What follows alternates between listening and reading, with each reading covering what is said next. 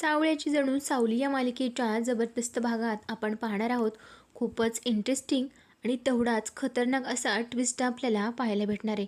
प्रेक्षकांनो, इकडे सावली मात्र महेंद्र यांच्या घराच्या बाहेर तर पडली आणि आता इथे चक्क राजकुमारने मात्र सावलीला मारण्यासाठी त्याची आणि भैरवीची 2 गुंड असतात ती मात्र तिच्या मागावरती पाठवलीत. आता इकडे सारंग तो मात्र पुरता हादरून गेलाय. त्याला तर स्वतःवरतीच विश्वास बसत नाही की चक्क मी माझ्या सावलीला मारलं, तेही माझ्या हाताने. खरंच तो पुरता हादरून गेलाय. त्याला इकडे तिलोत्तमा समजवत असते की सारंग, जे झाले ना ते चांगल्यासाठी झाले आणि ती मुलगी आपल्या घरातून गेली ते एक बरंच झालंय. कारण आत्तापर्यंत तू बघितलंस, जेव्हापासून ती घरात आली ना तेव्हापासून काही ना काहीतरी घरात होतच आहे रे. इकडे हा सारंग मात्र सुन्न नजरेने फक्त पाहतोय. तिलोत्तमाकडे बघत असतो. तिलोत्तमा मात्र त्याला समजावण्याचा खूप प्रयत्न करते, पण सारंग तिच्याकडे हट्ट करायला लागतो. आई, तू असं का वागलीस ग? तू का सावलीला घराबाहेर काढलंस? पण इथे मात्र तिलोत्तमा स्वतःचं खरं करायला लागते. म्हणत असते, सारंग, अरे तू मला इतके दिवस झाले ओळखतोस, तू मला ओळखू शकला नाहीस का? आणि तू बघितलंस, चूक झाली तर मी सगळ्यांना शिक्षा देते आणि आता सगळ्यांना शिक्षा देते तशीच तुझ्या बायकोलाही शिक्षा दिली ना, त्यात वेगळं काय? पण इथे सारंग खूपच हळवा झालेला आहे. खूप रडायला येते त्याला आणि समजावू लागतो की आई, हो ग, पण तू का शिक्षा दिलीस? अशी शिक्षा ती तुझ्या सारंगची सावली होती ना, ह्या सारंगची सावली, आणि तिला तू चक्क घराबाहेर काढलंस. आता हा तुझा सारंग कसा जगू शकेल ग? पण इथे तिलोत्तमा तेही रडायला लागते. तिलाही समजत नाही, खरंच माझ्याकडून काही चूक तर झाली नाही ना.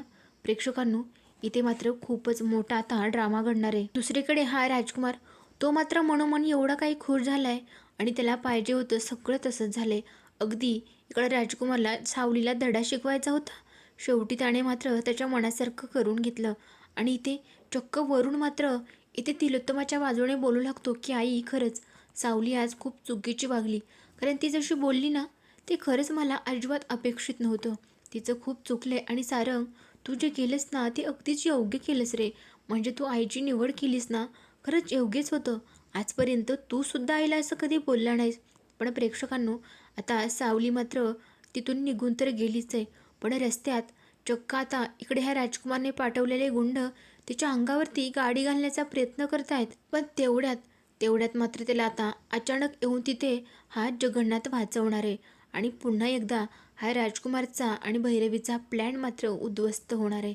आता प्रेक्षकांना दुसरीकडे मात्र हा जगन्नाथ इकडे सावलीला तर घरी बसवून आलेलाच आहे आणि थेट थेट इकडे आता महेंद्र यांच्या घरी.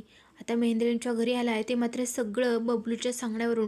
बबलूने मात्र बरोबर जगन्नाथला सगळी खबरबात दिली होती की नक्की ते काय झाले आणि कशाप्रकारे सावली वहिनीला घराच्या बाहेर काढले. आता जेव्हा बबलूचं नाव घेतलं तेव्हा मात्र ही तिलोत्तमा त्याच्याकडे खूप रागाने पाहायला लागते आणि मग मात्र बबलू नजर चोरून खाली पाहतोय.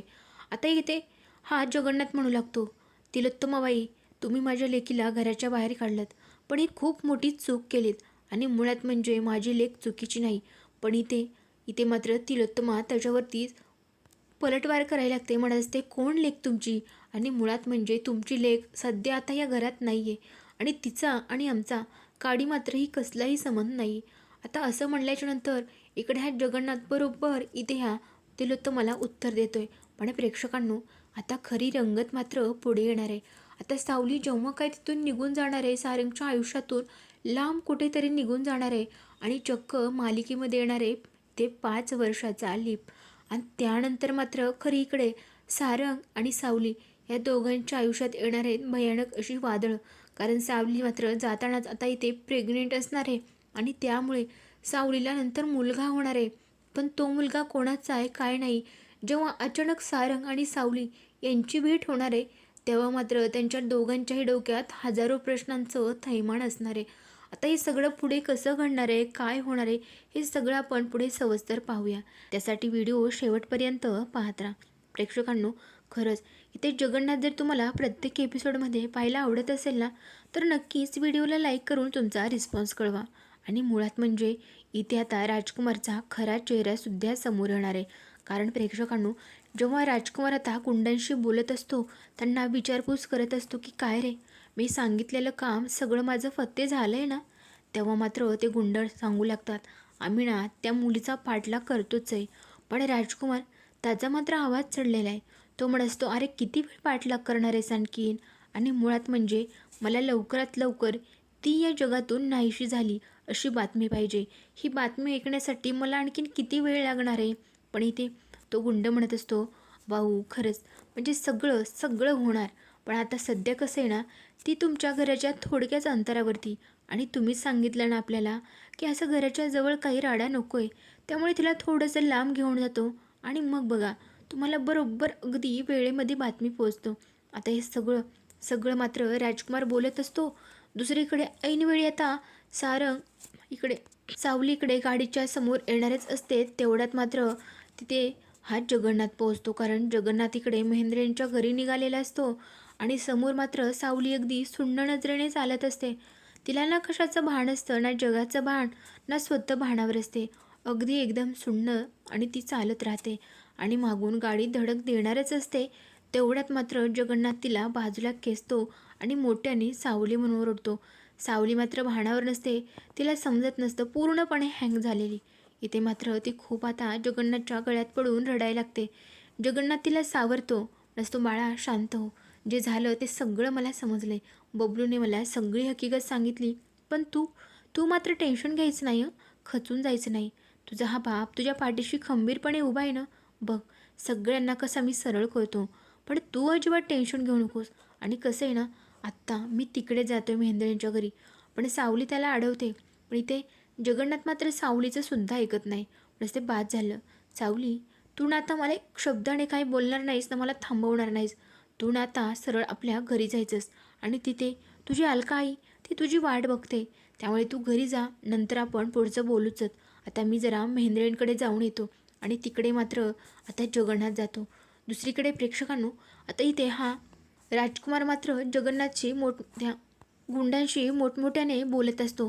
दुसरीकडे ही तिलोत्तमा ती मात्र सारंगला समजावत असते. सारंग काही समजून घेण्याच्या मनस्थितीमध्ये नसतो. इकडे तारा, सोहम सगळे एकदम चकितच झालेत. कारण सगळ्यांना एवढा मोठा धक्काच बसलाय. कारण कोणालाही अपेक्षित नव्हतं की सारंग आणि सावली या दोघांचं एवढं प्रेम एकमेकांवरती आणि या दोघांच्या प्रेमाचा अंत एवढ्या वाईट प्रकारे होईल. आणि म्हणूनच सगळे घरातले सुन्न झालेत. पण इथे राजकुमार मात्र मनोमन एवढा काही हसत असतो. कारण सगळं त्यानेच तर घडवून आणलंय. आणि दुसरीकडे मात्र हा चंद्रकांत, तो मात्र या तिलोत्तमाच्या समोर एक शब्दही बोलत नाही. मुळात म्हणजे हा चंद्रकांत त्याने मध्ये पडायला हवं होतं. त्याने सावलीच्या बाजूने खंबीरपणे उभं राहून तिच्या बाजूने बोलायला हवं होतं. पण नाही, तोही सगळं आता या तिलोत्तमाचंच ऐकत असतो. तिलोत्तमा म्हणेल तोच काय सर्व काय. आता प्रेक्षकांनो, इथे तिलोत्तमा चुकते. पण तिच्या चुका मात्र तिला कोणीच दाखवू शकत नाही. ना घरातले तिची मुलं ना सुना. कारण सगळीकडे फक्त आणि फक्त तिचाच दरारा पाहिजे. आता इथेही असंच झाले. इथे मात्र शेवटी सावलीने तिलोत्तमाला रियालिटी चेक दिला ना.